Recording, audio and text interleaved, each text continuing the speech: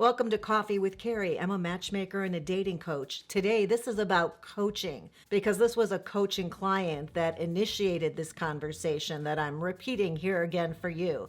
And what I shared that first, we need to define goals. What type of a relationship? What's the end game?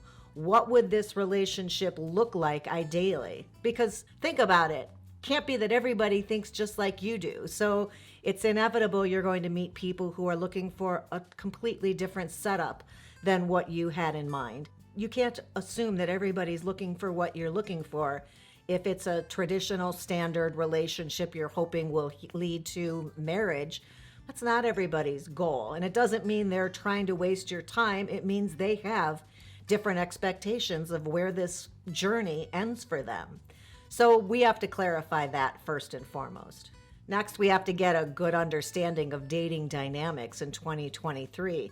Some clients haven't dated in quite some time, and things have changed quite a bit since 1986 or 1995. So we have to take a look at what's changed. How are people meeting each other? Has that changed? What are the new rules that people are playing by? Are they playing by rules? Are there games being played? So kind of getting up to speed would be step number 2. The next job for a coach is working on enhanced self-awareness, being aware of your strengths and your weaknesses, things where you excel and feel really natural or comfortable, and in social settings especially, but other areas where maybe you're not as self-assured, and those are things that you will need to work on to show up as your best self. Having someone else guide you through the questions to figure out where your strengths are and where you may need to put in some extra effort to be where you want to be as you put yourself out there can be really helpful. As you're probably starting to see, there can be some vulnerability here because there's going to be some constructive feedback along the way. And you have to have an open mind and know that a great dating coach really just wants your success in the end. And sometimes it does take a little tough love to get somebody to open up and examine things, or the way they've been doing things, or the way they look at things. And an openness will take you really far in a dating coach client relationship.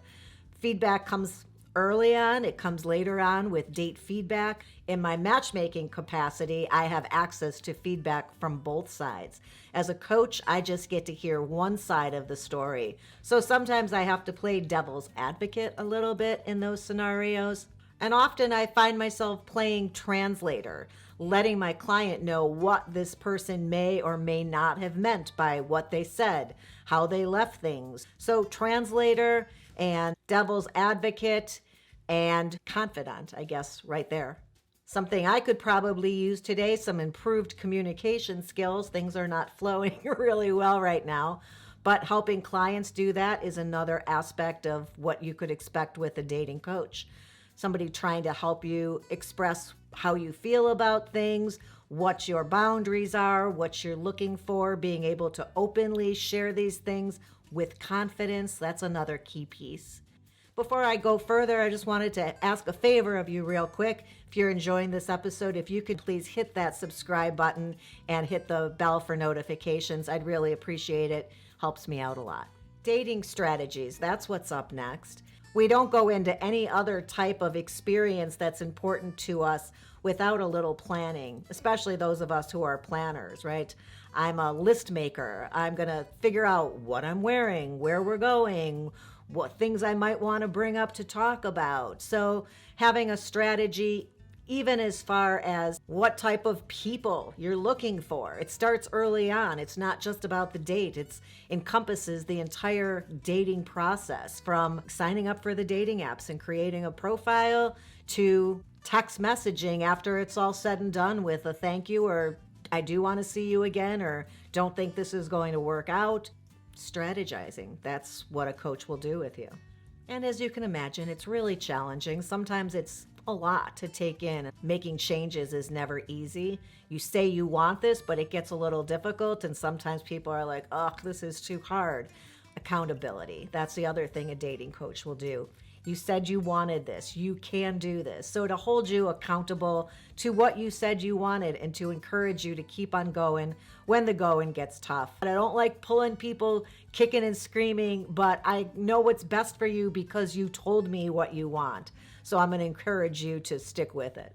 I think I said encouraging you to be aware of your strengths and weaknesses, but I think confidence in general, building that confidence, figuring out what you really excel at and where you could focus some energy to become better equipped to deal with certain things, handle certain things, or bring out certain parts of your personality. Next, a great dating coach is a great listener. I wasn't always a great listener. Not at the beginning, I wasn't. I've gotten so much better over the years because it's one of the things I work on. I'm very aware of it. I make myself post-it notes on occasion when I know my energy's really high or I have a lot of thoughts going into a coaching call that I pause. I write pause so that I'll remember to allow people to finish their sentences because I know some of the things I want to impart, some of the things I want to share based on our last call or what they texted me in the middle about what we were going to kind of focus on during this call. So being a great listener and being supportive during the ups and downs of this experience. There's highs and there's lows to dating, and a dating coach is there for all of those. So to have some empathy and help you figure out what went wrong and to come up with a new game plan, something that might work better for you than what you share transpired, being your cheerleader when you think it went really well, other parts to the equation when working with a dating coach. Oh yeah, I think that you could check out something that would be really helpful and interesting. I encourage you really to check it out, and it's one page. If you go down to the description box below, there'll be a link to coffeewithcarey.com. I gotta look real quick. It depends on whether you're on mobile or a desktop. On mobile, there's going to be 3 little lines at the top, and if you touch that, a page called Is Coaching for You? And on a desktop, I think it'll say that right along the top, Is Coaching for You? There's a list of questions that I ask, and this is not about working with me. This is about you asking yourself these questions. Are you aware of all these things? Have you thought of all these things? There's some really great questions that you should know about yourself as you put yourself out there dating. So I encourage you, for selfish reasons alone, to take a look at that page and the links down in my description. With clients, we tend to work on some relationship skills where there is a weakness in those, whether it's communication with a communication style that isn't working in relationships previously, whether it's compromise. Some people know that about themselves. We can ask ourselves questions to determine where we excel and don't. Some people not so great at compromising, which is definitely a requirement in relationships, successful relationships for sure. And then setting boundaries, right? So knowing what you want, what you don't want, what you're willing to accept, and how to make sure you get those things and don't bend your rules to someone else's will, that you can stand up for yourself and be confident in what you've determined is right for you. And sometimes we'll do homework around some of these things. We'll practice some of these things with maybe even other people in our life to make sure that we're good, set on those, we're clear, and have clarity around that. And then a lot of times my clients, I know, and I'm sure other coaches do this, we analyze dates afterwards. My clients often want to talk and tell me what happened. They'll send me text messages to set me up for a quick, 30-minute call. They'll do an ER call with me, but ahead of time, they'll send me the most recent back and forth text messages, either to say, I think this is going good, don't you? Or to get some second opinions from me about things that I'm not sure they're understanding that this person is trying to convey to them. In fact, I had a client this week. We had one call, one hour call, and we kind of knocked out. She'd had one date with somebody, had a bunch of questions, thought she was repeating some patterns, and I gave her some really tough love advice for a first call, I thought. And then I heard from her, she wanted to know if she should schedule a second call, and first sent me a bunch of text messages from their most recent interactions after date number 2. And I said, no, I think we're like one and done. This is going great. You've really made some major changes here. If after the next date or there's some kind of communication that comes up that you're not clear about or need a second opinion, schedule a call then. But right now, I think you're on solid footing, and it's super exciting. So just keep me posted. As a coach, if you're doing online dating, I'm one who will give you some tips on your dating profile, have you read me some of it. I can no longer access people's profiles directly. I've been banned for being on too many people's profiles, so people have to either send me screenshots or read to me from their profile. The same things I have to do when I'm doing dating profile optimization, which is another service I have where we overhaul the whole dating profile. But we usually I'll give some input, punch up with something here or there, but we do talk about dating profiles for the apps and the online sites.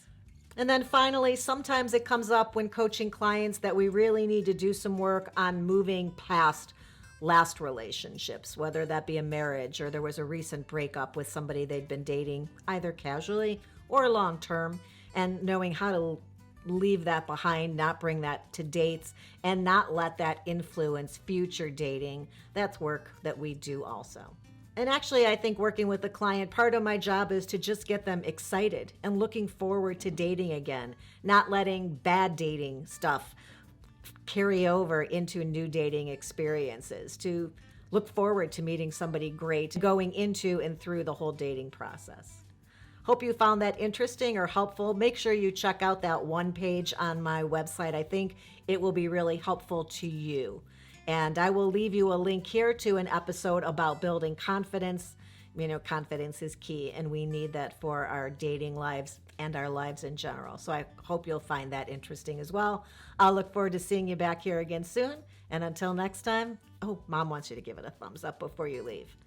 Have a good one.